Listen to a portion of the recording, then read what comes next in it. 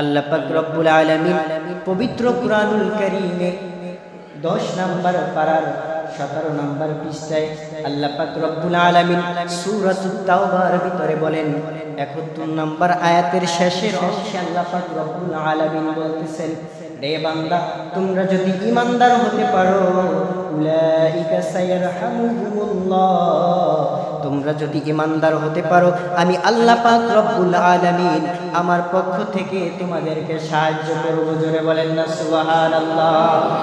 কার পক্ষ থেকে? আল্লাহর পক্ষ থেকে।